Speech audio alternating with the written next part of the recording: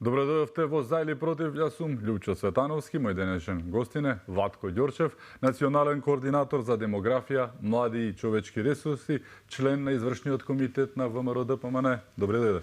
Добро вечер, поздрав до вас и до вашите гледачи. Благодарам за поканата да гостувам во вашата емисија. Ватко, миграциите и демографските промени според истражувањата, најчести причини за нив, Македонија е дел од приказката, за жал ова е светски тренд, регионален особено, е високото ниво на криминал, корупција, балансери, клиентелизам, распаднатиот систем кој што во мирас ви го и ни го оставија СДС и ДУИ. Еве имаме денеска еден, што би рекле, еклатантен, многу милуваат да го кажуваат тој збор, пример за приказката за криминалот и корупцијата. Зборуваме за Фондот за иновации и технолошки развој, ФИТР, во кој што денеска се покажа дека 3,2 милиони евра се исцицани, односно одлеани во фантомски проекти на 60 на фирми во времето на владењето на претходно споменатите партии кои што сега се во опозиција. Значи зборуваме за 3,2 милиони, но имаме и други работи кои што полека излегуваат преку таа ревизија. Твој коментар на ова што се случуваше и на овој грабеж без усув, кој што беше карактеристика за жал на претходната гарнитура. Корупцијата дефинитивно игра улога во иселувањето, затоа што кога младите заменуваат од една држава, тие заменуваат и поради поголеми плати, и поради поголеми можности, но исто така заменуваат од револт.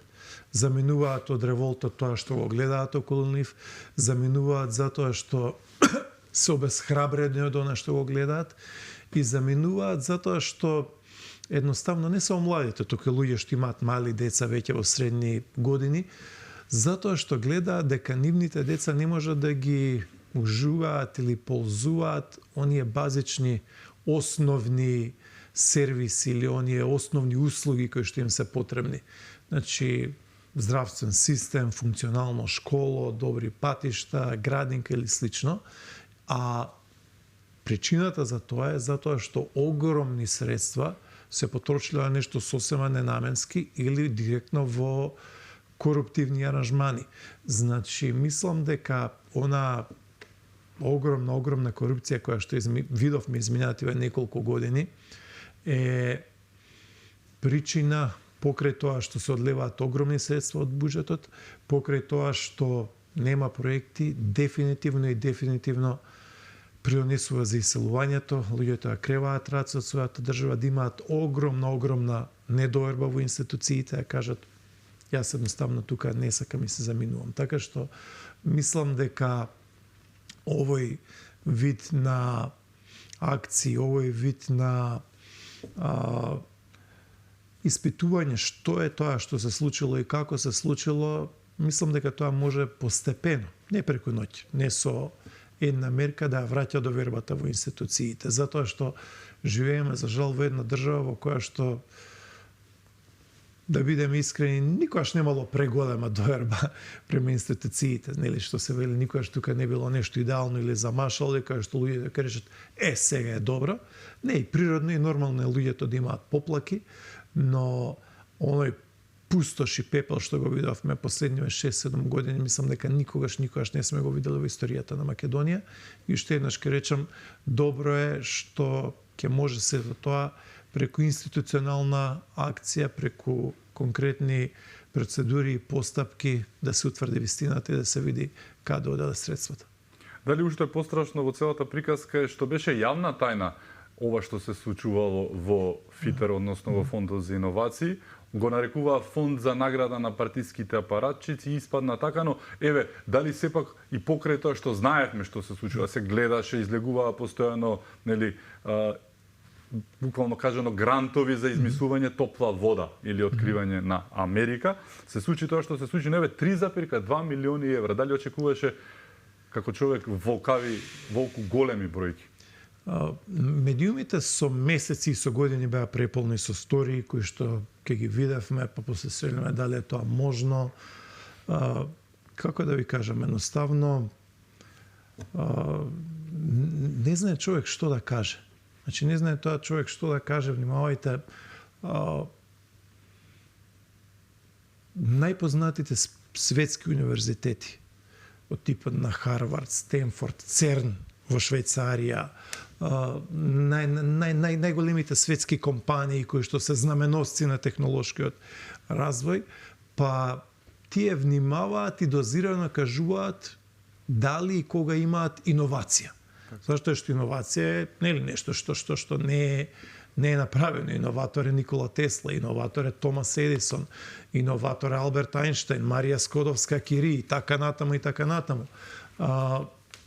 И сега одеднаш гледате дека во една Македонија десетици и стотици иноватори со проекти кои што реално и објективно не се иновација. Така што уште еднаш народот нека види, институциите нека постапуваат и да видиме што е тоа што се случувало. Значи, уште еднаш ке речам, ако ги поврзаме работите, ова е директен придонес кон немање на доверба кон институциите во државата, кон разочарување на граѓаните, а сета таа разочараност, револт или фрустрација или општо едно незадоволство на граѓаните резултира со огромно едно ужасно иселување кое што го имаме изминативе неколку години.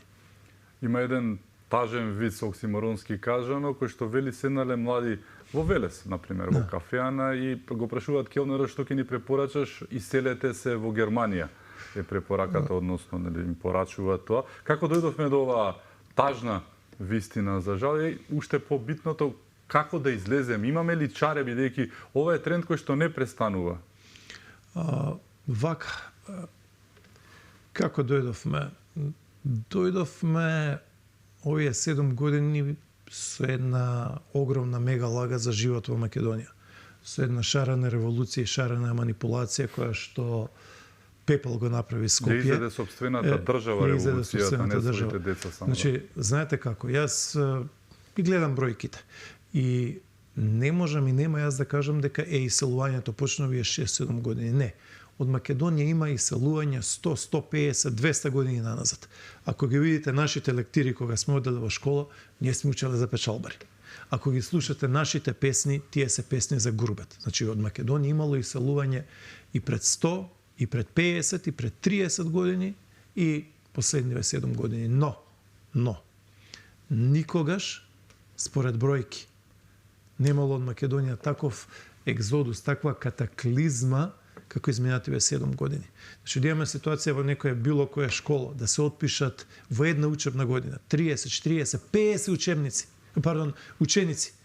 50 ученици да се отпишат додека трае школската година. Тоа сме го немале. Така. Значи, секогаш имало ке замине некое дете, ке отиде, Боже мој. Но таков екзодус сме немале. И тоа го гледаме и преку демографските бројки, преку бројот на родени бебиња. Значи, ние минатата 2023 година го допревме историскиот минимум. 100 години наназад никогаш сме немале толку малку бебиња. 16.700 родени бебиња. Значи, срушени се сите негативни рекорди и мислам дека покрај оние прашања кои што длабоко не болат, тиштат и допираат, како што е промената името, промената е на идентитетот, бришање на патос и под со сите македонски црвени линии, мислам дека е една од најголемите последици тој екзодус кој што ни се случи, затоа што кога еднаш луѓето ќе се отидат, кога еднаш ќе се прекрши таа одлука, многу тешко после тоа се враќаат. Не само Македонија, тешко е на една Ирска да ги врати. Внимавајте, Ирска има скоро 5 милиони жители, 4-5 милиони. Ирска со огромен БДП кој што ги има, $70,000 БДП по жител, која што е супер просперитетна, со мултинационални компании. Таа Ирска не може да ги врати своите луѓе по светот. Има 40 милиони ирци во Америка, има 3-4 милиони ирци во Канада, 3-4 милиони во Австралија. Ги има на сите 4 страни на светот. Италија, организирана, добра држава, 15 милиони италијанци во во Соединените Американски држави, Аргентина 5, 6, 7, 8 милиони, никој не може да ги преброи. Значи но кога еднаш луѓето ќе се отидат, кога тие деца ќе тргнат во друга школа, кога ќе си најдат стан, кога ќе најдат работа, многу тешко оди. Така што за жал таа ситуација која што ја имаме е на вистина тешка, ќе работиме апсолутно. Тоа е, мислам, еден од главните фокуси на оваа влада. Мислам дека и премиерот на вистина има сензибилитет за оваа тема. Значи, Христијан Мицкоски е и како премиер, но исто така и како човек, како педагог, како професор, човек кој што ја чувствува оваа тема. Го гледаме тоа и преку бројот на студенти во високо образование, и во средно школа, и во основно образование. Така што, уште еднаш, мораме многу сериозно да работиме на оваа тема. Прво, да го ублажиме иселувањето. Тој што ќе рече дека сосеме ќе се спречи, не, тоа невозможно, може и да аргументирам за тоа малце поподробно, но да ги ублажиме бројките и страшните процеси кои што ни се случуваат. Велат дека минатите години половина од младите замина да живеат во туѓа држава, а останатите останаа да живеат како во туѓа држава, на прашање што го начна, она што ни се случуваше 7 години, оној удар по националното, по она што се случуваше и со името, непотребната двојазичност, балансерите и уништувањето на моментот наречен квалитет, сето тоа собрано заедно придонесе младите да не се чувствуваат како свој на своето, па дали ќе биде во Македонија или ќе биде во Германија, разликата и не беше толку страшна како порано, кога нешто имаше едно чувство многу посилно кое што верувам и гледам дека се враќа. Но еве имаме еден факт кој што вели дека последното истражување на Фридрих Егберт е дека македонците се шампиони неславни во Балканот, целиот Балкан, на целиот Балкан во однос на желбата за иселување. 42,67 изјавиле на 100 од младите дека имаат желба да заминат во странство. Поразително. Да, значи, каде почнем да анализирам? Да. Знаете како, само за ова прашање требаат 5 емисии, но се работи за следново. Пред само 10 години Македонија беше земја од која што луѓето најмалку се иселуваа на Балканот. Најмалку. Че Грција има отворени врата Европска унија, Грција има огромно иселување, ти има економска криза, нели хиперинфлација, банките на банкоматите нели не им беа делумно инсолвентни. Албанија имаше огромно иселување што почна 91-2 година, нели тие заменувања на бродови кои што се случија. Косово имаше нели воени дејства, огромна диаспора во Швајцарија, во Германија, во други земји. Србија војните во 90-тите, бомбардирањето 99-та година, економските кризи. Бугарија имаше огромен екзодус на некаде околу 1,5-2 милиони луѓе, тие се веќе на 6,3, 6,4, 6,5 милиони жители. Босна и Херцеговина поради воените дејства и така натаму. Значи, од сите земји на Балканот, 2013, 14, 15 година, кога се отвара еден куп фабрики, кога имаше некој економски замаец, Македонија беше земјата која што имаше најмало иселување. Тоа по бројки се гледаше. Македонија од 2006 година до 2016 година беше единствена земја во Јужна Европа и Југоисточна Европа, која што имаше раст на новородени деца. Од 2006 до 2016 имавме раст од 2,3%, значи од 22.588 бебиња на 23.002. Не е некој голем раст, но сепак број на новородени деца беше пораснат за 400-500 деца, што не е малку. Сега 7.000 помалку, така? Сега. Минатата година ние имаме една страшна и поразителна бројка од 16.700 новородени деца. Македонија, изминативе 7 години, има најголем пад на новородени деца во Европа, после Украина. Барабан слично сме некаде како Украина. Украина што има војна, каде што има тенкови, дивизии, корпуси, проектили летаат, 10 милиони бегалци и така натаму, една страшна ситуација. Втора најлоша после Украина, со мала разлика е Македонија во делот на новородени деца. Тоа е катастрофата што ни се случи изминативе 7 години. Значи, од најдобри во делот на демографски политики, во дел на третородени деца во делот на немање на пад на новородени во време кога, например, земји како Португалија, Шпанија, Италија, Грција, балканските земји околу нас имаа падови од 10, 15 и 20% во тек на 10 години. Ние имавме раскон на 2,3, дојдовме до тоа да ни се случи и иселување, и пад на наталитет, и пад на фертилитет, незасновање на семејства, едноставно еден ужас и една голгота која што ја преживеа Македонија. И сега доаѓам до тоа да ја имаме оваа ситуација која што имаме. Она што би сакало да кажеме следно во делот на иселувањето. Затоа што има нова влада. Ниту јас, ниту било кој друг ке рече, луѓе, се е подобро сега одеднаш во Македонија, состојбата е порозова, ке ставиме розови наочари и ке кажеме дека ние живееме подобро од Скандинавија или подобро од Германија. Не.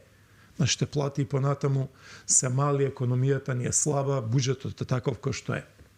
Но, мораме да работиме на себе, не смееме да кренеме раце сами од себе, значи не смееме да ставиме катанец на државата.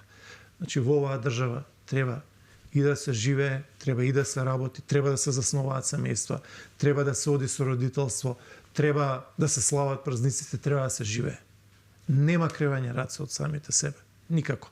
А дека ќе работиме да има услови, да. Мислам дека и премиерот, и министрите, и владата изминативе 100 дена, самалце си повеќе од 100 дена, навистина покажаа дека има разлика. Во многу тешки услови, вложена е голема енергија, стабилизирана е една држава која што одеше, како ви кажам, со 200 км на час надоле, полека се санираат состојбите и ќе одиме напред. Во делот на иселувањето следно е многу важно да го чујат гледачите. Светот, цел свет, никогаш во светот немало волку големи популациони движења на работната сила како сега. Се е достапно на интернет, луѓето менуваат во рок од 5 години, 5 работни места, идат каде што им е подобро, добиваат подобри понуди, самите бираат, јазиците се, не се проблем како што биле пред 20, 30 или 40 години. Иселување има од Италија. Од Италија, внимавајте, бегаат и одат во Швајцарија. Зашто? Поголема платат. Од Германија бегаат во Швајцарија. Дали доктори, дали пилоти, дали келнери, дали земјоделски работници, медицински работници, секакви работници. Одат во Швајцарија затоа што Швајцарија има 20, 30, 40% поголеми плати од некои подрачја од Германија. Од Шведска, од Шведска, луѓето одат во Норвешка. Зашто? Норвешка е уште побогата. Значи, ако Шведска има БДП по жител некаде околу $50,000 по жител, Норвешка има 80,000. Од Норвешка одат за Дубај или за Катар. Уште поголеми плати. Од Катар одат за Америка затоа што е поголема државата, некој сака да направи ресет на животот, едноставно премала му е средината. Луѓето од Велика Британија одат за Австралија. Од Австралија одат за Америка. Внатре во Америка одат од еден брег на друг брег, од помал град во поголем град. Трендот од Калифорнија одат во Мексико заради животот што е поевтин, а средствата ги има. Секаде, да. Значи, ја спомнавте Калифорнија. Од Калифорнија внатрешно во Соединетите Американски држави дневно се селат и се заминуваат 1000 луѓе. 1000 луѓе. Њујорк исто така одат најмногу во Флорида, одат во Тексас, одат Северна Каролина, доста има заменување од Чикаго или Илиноис и така натаму и така натаму. Значи сакам да кажам дека во овој современи глобализиран свет сите се движат и сите одат некаде. Имате на пример во моментов денес огромно иселување од Нов Зеланд идат во Австралија. Или на пример Полска е супер успешна, Полска по БДП изминатава година ја помина БДП по жител во паритет на куповна моќ, ја помина Јапонија. Полска има голем развој на БДП, европски проекти и така натаму. Масовно се заминуваат за Ирска, за Лондон, за Германија, Латвија, Литванија, Естонија исто така има големи заминувања. Значи сакам да кажам дека во овој современ глобализиран свет луѓето постојано и континуирано се движат. Сега се вратиме на Македонија.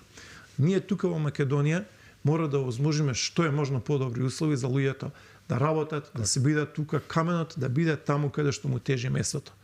И Јас, како да ви кажам, значи, се обидувам да балансирам сега со една порака на надеж, која што сакам да ја упатам према луѓето, истовремено, вонредно многу свесен за скепсата која што има кај народот, за разочарувањето, револтот кој што има кај народот. Значи, не сакам јас да бидам тој кој што ќе кажам на телевизија, луѓе, денес се е супер во Македонија, најдобри се можностите. Но мора да работиме тоа. Не смееме да кренеме сами од себе, не смееме да дозволиме државата да ни биде Галичник, Лазарополе или Мариово.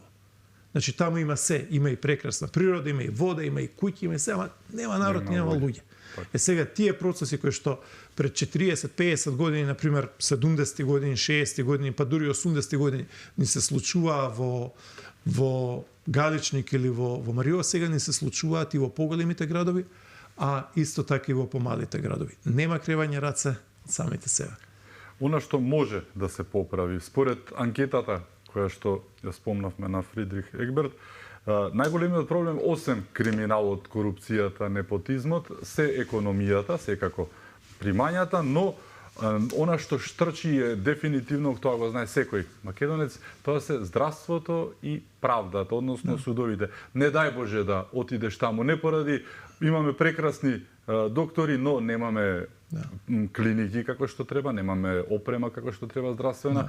Во суд, тука да не зборуваме, не може да генерализираме дека сите суди се корумпирани, нанев компанија и слично од она распупеното заев судство, но има многу проблеми таму кои што треба да се средат. Основата на приказката повторно се здравството и правдата. Тоа може полека, бидејќи оставија и таму расуло, дефинитивно, но полека може да се среди како момент луѓето да сакаат да останат, бидејќи систем без здравство и без правда не е систем. Видете, значи, ние имаме и здраво ткиво по институциите, има и плевел. Тоа е тоа. Така што тоа здраво ткиво ќе треба да биде тоа кое што ќе има континуитет во работата. Не смееме да дозволиме да институциите хронично ни се инфицираат со неефикасност, со корупција, со една ентропија и внатрешно распаѓање. Така што мислам дека ќе се размрдаат работите. Неколку работи би сакал да спомнам покрај ова, вие што овие две области кои што ги спомнавте, кои што се супер важни. И здравство, и правда, и правосудство, тука би го додал и образованието. Има еден друг дел кој што мислам дека е многу важен и каде што како влада би сакале да се сконцентрираме, а тој е поврзан со домувањето. Значи, ние како Македонија ниту денес, ниту за месец, 2, 3, 5 години или 2, ќе можеме да бидеме конкурентни во делот на висина на плати, како најразвиените европски или светски земји. Значи, не е само Европската унија, тука се пазарите на работна сила, не знам, во Америка ни заменуваат многу луѓе, и програмери, и камионџи, и здравствени работници, во Канада ни заменуваат, во Австралија ни заменуваат, стюардеси, стюарти, и во хотелска индустрија луѓе ни заменуваат, во Абу Даби, во Емирати, и така натаму. Значи, како да ви кажам, на сите страни имаме луѓе што ни одат, но не можеме, значи, сакам да кажам дека ние не можеме да се тркаме како држава, ниту ние, ниту па некој од околниве држави може да се трка со тие земји во плати, затоа што тие земји 200 години одат напред, или 100 години, или 50 години, значи имаат многу повисока стартна основа, но мораме многу, например, да се фокусираме и на тоа лично ќе се посветам, мислам дека као апсолутно има подршка и кај премиерот и кај повеќе ресорни министри, а тоа е во делот на домувањето. Значи, наместо младиве да ни отидат, не знам, во стан од 80 квадрати да бидат четворица цимери, во било кој западноевропски град, ако им овозложиме на тие млади луѓе поволен плац, поволен кредит, да си почнат своја куќа, да имаат свој дом, да стартуваат со своje семејство, таа плата која што ќе заработат овде да им биде доволна за живот. Да им бидат тука мајка им, татко им, односно баба и дедо на внуците. Тогаш веќе можеме да говориме да луѓето едноставно тој дигитрон во главата што го имаат и кога ќе вагаат за и против, да има што е можно повеќе аргументи за останување. Затоа што уште еднаш ќе речам, јас сум зборал со многу наши иселеници. Има многу успешни приказни, но не се сите успешни приказни. Знаете, тоа е тешко, тоа е како да ви кажам, има и тешки моменти, има и длабоки воздишки, има и лични истории и наместо да бидат, не знам, 5 години, 10 години цимери, тоа може да е интересно, речеме, кои имаат 20 на 2-3 години, па малце се другари, па малце излегуваат, па заедно живеат, па некој донел пица или така натаму, ама веќе кога ќе се повозрасни, веќе некој, нели, секој си бара свое катче, свој стан, своја куќа или свое нешто, или свое семејство на крајот на криштата, да не бидат во ситуација да во тие земји плаќаат кредити 20, 30, 40 години, да полоплата им оди од тоа и да речат да, тие имаат голема плата таму, но кога ќе платат кирија, кога ќе платат сметки, кога ќе платат едно, друго или трето, тоаш да речат не премногу им останува. Значи, сакам да направиме даравенката која ќе ја направат тука во Македонија со тие објективно и реално помали плати кои што ги имаме, но сепак да излегува математиката во Македонија тука за едно пристојно живење. Значи, еве гледате и генерално со работната сила која што се намали, но исто така и со фабриките кои што ги донесе владата на ВМРО ДПМН, ние веќе некако немаме некоја премногу голема невработеност како што сме имале порано. Порано имавме 30-40% невработеност. Сега гледате дека скоро и да нема институција, да нема предпријатие, да нема фирма на која што не и требаат вработени. Дали зборуваме за средна стручна спрема, висока стручна спрема, различни работи, значи да работиме на тоа можностите по кои што одат нашите луѓе во светот, да ги донесеме постепено, чекор по чекор да ги донесеме дома. Така што кога ќе го стават сето тоа на куп, свое место за живење, фина работа, поддршка од родителите и од бабите и дедовците, да бидеш свој на своето, на некој начин да што повеќе луѓе, особено млади, да си речат, па да, окей да се биде во Македонија. Така што мислам дека тоа е една благородна работа, една убава работа и ќе се бориме уште еднаш. За не ги нервирам луѓево, пошто да бидеме реални и дозирани. Не велам дека ние ќе бидеме подобри од Бенелукс, Скандинавија, Германија или Северна Америка економски, не. Тоа се навистина огромни големи економии, но ние можеме, борејки се и како држава, и како народ, и како поединци, да бидеме едно место под сонцето за едно пристојно живење. Колку е алармантен фактор што се зголемува рапидно и границата на старосна на оние што се иселуваат. Порано ако беше 20 и нешто, сега имаме над 40 години многумина и лично познам луѓе што се иселија. Колку е ова алармантно? Се алармантно. Значи, внимавајте, ако порано оделе на грубет, не знам, на 23, 4, 5 години, 28 и така, сега имате луѓе од 40-45 години што одат со се деца. Так. Или, например, ќе отиде таткото, сопругот, мажот ќе отиде, па после за година, 2 или 3 ќе ги повлече другиве, па дури и после тоа ќе ги земи дури и родителите, затоа што нели на таа виза може да идат на семејно обединување, па родителите му помогнат со децата. Така што, знаете како, влезе, и оправдано не треба да обвинувам, влезе една психоза кај луѓето дека заминување и селување е еднакво на успех, без разлика која работа се работи таму, без разлика дали ќе успезне, а останување Македонија без разлика колку и да е некој успешен и некој на неуспех. Мене исто така многу ме загрижува и сите нас не загрижува што не заменуваат само оние кои што немаат работа. Туку ние последниве 7-8 години имаме еден феномен да заменуваат луѓе со пристојни работни места. Ме разбирате, со обезбедена работа, добро ситуирани, кои што немаат проблем со куќа, со стан, со возило или слично. Значи влезе една психоза меѓу луѓево со која што ќе мораме да се соочиме. Значи, но уште еднаш ќе речам, ќе мораме да се соочиме со таа психоза дозирано. Една работа, да бидеме понизни спрема луѓето и да не им одиме на живци и да им делиме се е добро, се е кој што треба. Не. Имаме големи проблеми како држава. Не треба никој мене да ми каже дека не знам дека Холандија има повисоки плати од Македонија. Тоа сите го знаеме.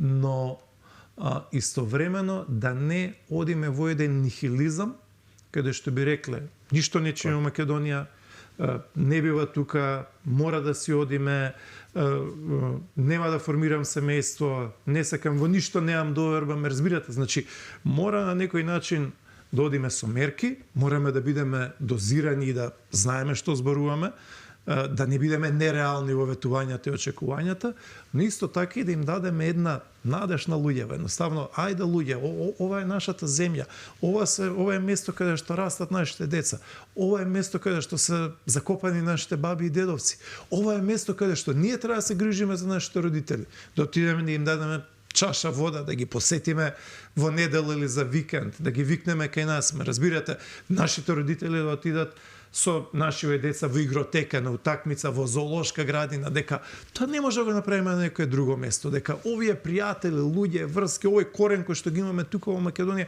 нема да го најдеме на ниту едно место друго во светот.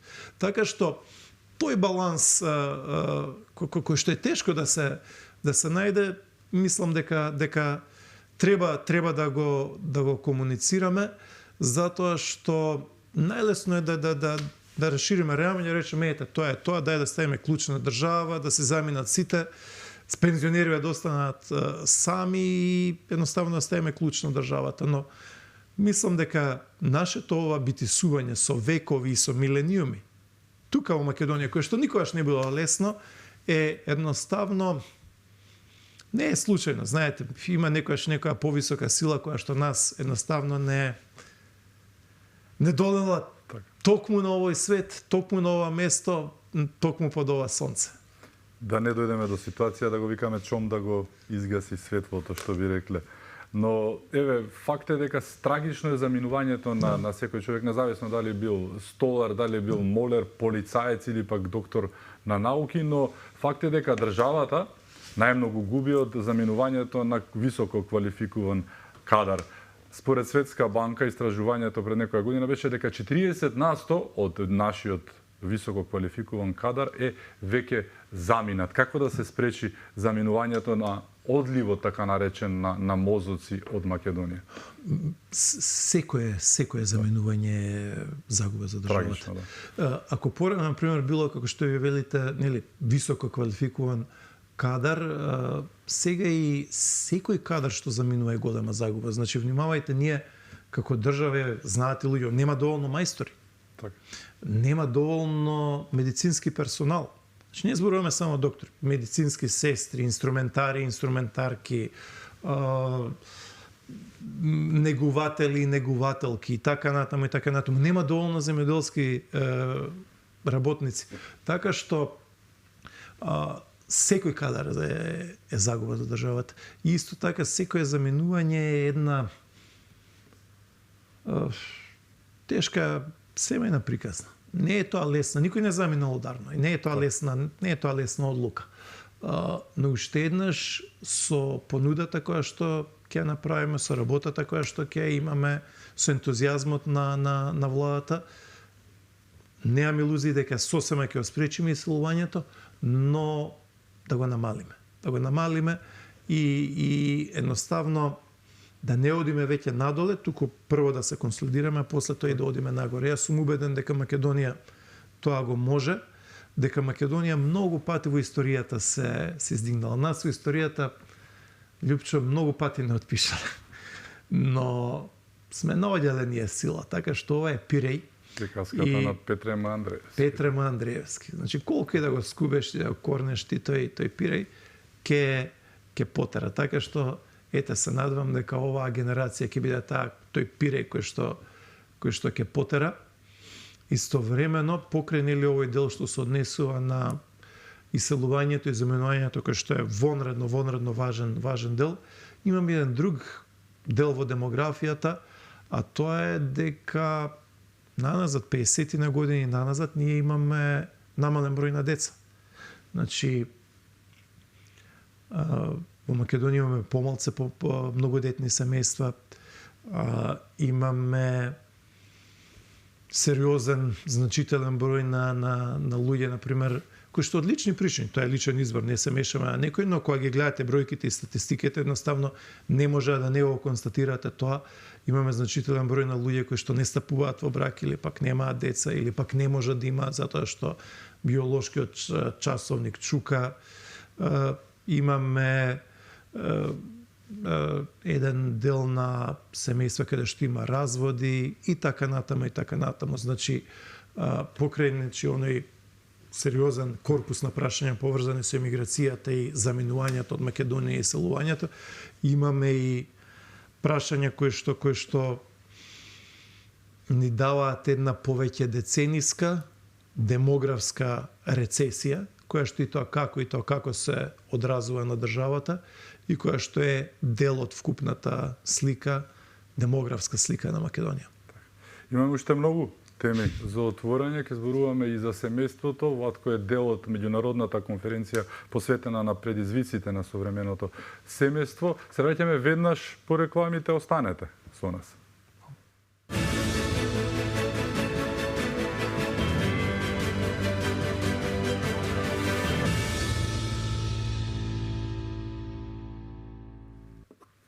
Се враќаме во за или против. Мој гостин е Владко Ѓорчев, национален координатор за демографија, млади и човечки ресурси. Владко, зборувавме за иселувањата и за моментот за одливот на висококвалификуваниот кадар. Тоа од друга страна има и една друга димензија, тоа е на државата од една страна што губиме квалитетен кадар. Зборуваме и за штетата која што се нанесува на буквално кажано и на буџетот, бидејќи зборуваме за луѓе во кои што државата вложувала многу илјадници евра за да бидат тоа што се, бидејќи имаме бесплатно образование и многу бесплатни работи, за да потоа тие така спакувани, направени, кои што се вика нашега како што треба да се заминат во странство, дали биле медицински лица, дали биле инженери, што и да едно заминуваат, оставајки дупка во целата приказка од милиони евра кои ќе ги собереш сите овие заедно иселувања. Да, знаете како, од сите ресурси најважни се човечките ресурси. И мислам дека тоа светот се повеќе и повеќе го гледа. Затоа што важно е за некоја држава да има руди, енергетски богатства, геополитичка положба, морски брег и така натаму, но луѓето се оние кои што ја прават државата. Нема ништо без луѓе. Значи, ние можеме се да направиме, можеме да направиме патишта, автопатишта, фабрики или било која држава. Ако нема луѓе, се е џабе. Луѓето му даваат смисла на тој простор. Луѓето прават таа економија. Значи, нема училишта без ученици. Нема компании без работници, луѓе кои што ќе создаваат додадена вредност. Нема економија без потрошувачи. Значи, ако има некој бизнис, тоа треба да го купуваат некои луѓе. Кога го купуваат тоа луѓе, тоа се потрошувачи, односно луѓе. Не може да има пазар на недвижнија ако нема купувачи на куќи, станови или било што е поврзано со недвижни. Не може да има пазар на автомобили ако нема доволно луѓе. Значи буквално се е поврзано. Не може да има општини ако нема граѓани, нема земјоделие без земјоделци. Така што загубата на секој човек е навистина огромна. И ние кога го губиме тој човек, не го губиме само него, ние го губиме и неговото семејство. Значи, како да ви кажам, се сече таа гранка која што требало да разлиста тука во Македонија. Значи, една болна, тешка тема, но ништо помалку отколку и днината на Македонија и на сите семејства и кои што не гледаат и кои што не пратат иднината на нашите општини, градови и села, ево прашање. И уште еднаш ќе речам, не само Македонија, пошироко е прашањево. Например, ако видите земја со најмал наталитет на светот.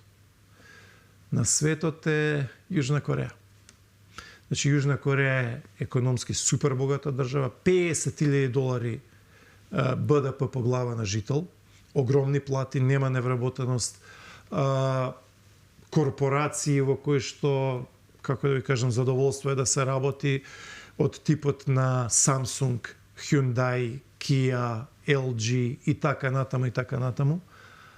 И повторно, многу малце бракови, тие кои што имаат дете, најголемиот дел семејства во Јужна Кореја имаат само едно дете, имаат по некои по 2 и 3, но пак ќе речам наталитет дупло помал, двојно помал отколку Македонија. Други земји во Азија, на пример, со најмал наталитет покрај Јужна Кореја се Јапонија, супер богата држава, земјата на Toyota, Mitsubishi, Panasonic, Sony, Toshiba и така натаму. Сингапур, супер богата држава. Понатаму погледнете еве Тајланд изминативе неколку години отиде во демографски минус. Кина најмал наталитет и фертилитет има во најразвиените, најголемите градови. Че нивниот главен град или Пекинг или најголемиот град Шангај, Макао, Хонг Конг и така натаму. Австралија излезе со еден податок пред 4-5 дена дека во моментов имаат најмал наталитет во историјата на Австралија.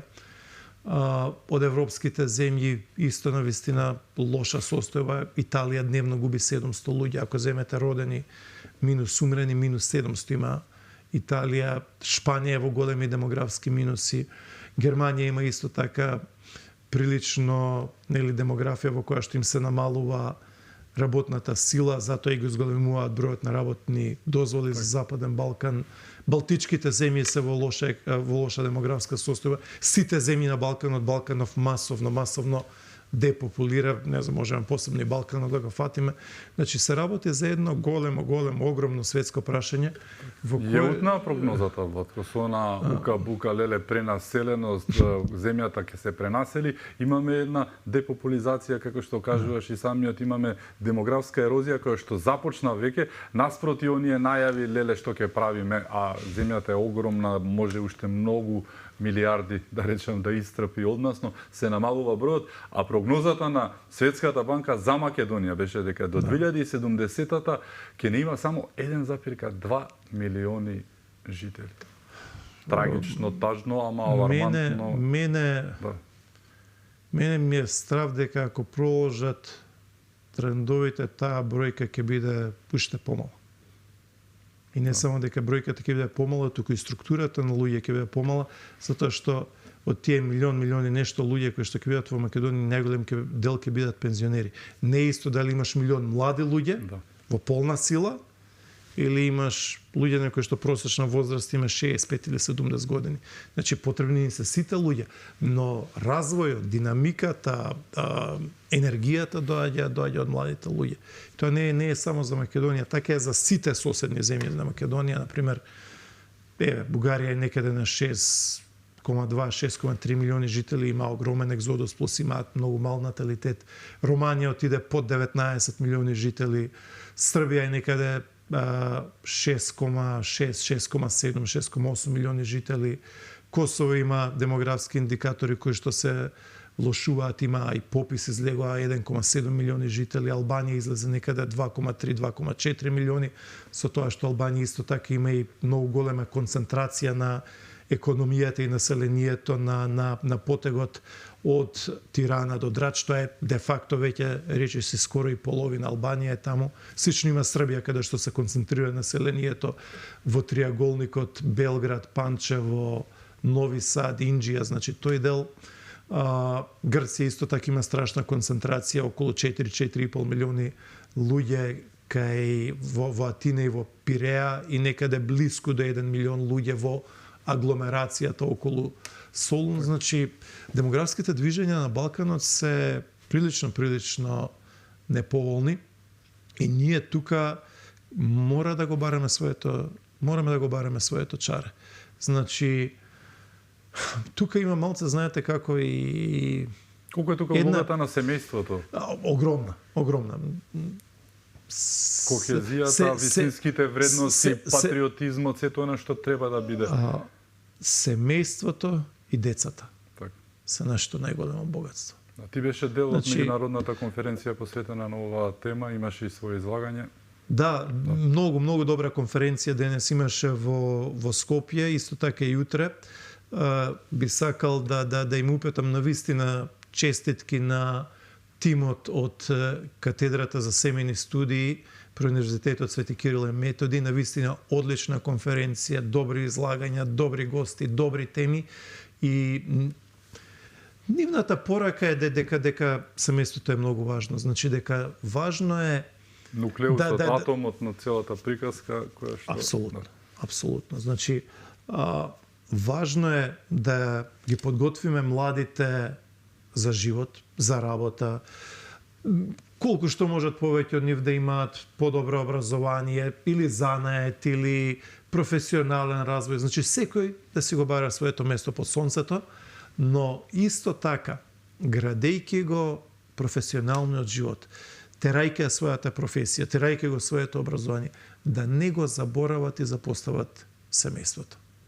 Затоа што семејството е најдобрата мрежа, како да ви кажам, или нуклеус, како што вие рековте, значи, на сигурност, на разбирање, па на крајот на криштата и љубов, топлина. Јадрото. Да. Јадрото, тоа е ненадоместливо. Знаете, не можеме секогаш љубовта да изразиме во бројки. Не можеме детската преградка да ја изразиме во некои економски категории. Разбирате, затоа што ако ги видите, еве, нашиве баби и дедовци, или нашите мајки и татковци, седно, тие живееле и кревале семејства во услови кои што биле многу потешки од сегашни. Еве, нашава генерација, Љупчо или многумина од гледачите, нашиве баби и дедовци се родени 1910, 12, 15, 18, 1920, во време на Прва Балканска војна, Втора Балканска војна, во време на Прва светска војна, со 20 милиони мртви, каде што имате Западен фронт, Источен фронт и Јужен, односно Балкански фронт, всушност Македонски фронт. Балканскиот фронт е Македонски фронт, низ кој што поминува за Македонија. Незамисливи страдања, разорунување, глад, буквално, каде што, не дај Боже, знаеме нели од нашите семејства, каде што голем број на деца умирали како новороденчиња, како доенчиња, од разни болести, немало здравствена заштита. И еве таа генерација, например, нашите баби и дедовци, родена во време на овие балкански или светски војни, после тоа огромни страдања во Втората светска војна, каде што Македонија имала 24.000 загинати. Во 1000 денови борбени дејства. Значи тоа се некаде грубо кажано 1000, повеќе, нешто повеќе со 1000, но Македонија во Втората светска војна имала 24 загинати дневно. 24 погреби, секој ден сме имали 1000 денови поред. И после таа генерација е таа која што ги раѓа нашите мајки и татковци, нели, тоа е бејби бум генерацијата, 46-та, 7-та, 8-та, 9-та, 50-та, 52-та, 55-та година. И после тоа исто така таа генерација која што реков претходно родена за време на Првата светска војна, градат фабрики, живеалишта, креваат деца и така натаму и така натаму. Економските услови тогаш знаеме кои биле. Дали тогаш имало автомобили? Немало. Дали тогаш имало мобилни телефони и фрижидери? Знам дека се сега условите други. Знам дека се сега потребите многу поголеми. Но сакам да кажам дека овој технолошки напредок кој што ни случува како свет, како луѓе, не треба да биде на сметка на срцето, на сметка на љубовта, на сметка на заветите кои што ги имаме, на сметка на наша инспирација или наша желба или љубов да имаме деца, потомство, браќа, сестри, внуци и така натаму. Тоа се убави работи, тоа се идеали за кои што вреди човек и да живее, и да се жртвува, и да работи. Ти благодарам што беше мој гост. Фала многу, поздрав до сите луѓе кои што не гледаат, поздрав до сите места каде што чука срцето на Македонија, во сите градови и села. Благодарам, Ватко, ми беше чест. Фала. Благодарам и вам што бевте со нас. Да сте ни живи и здрави и секако чувајте се многу.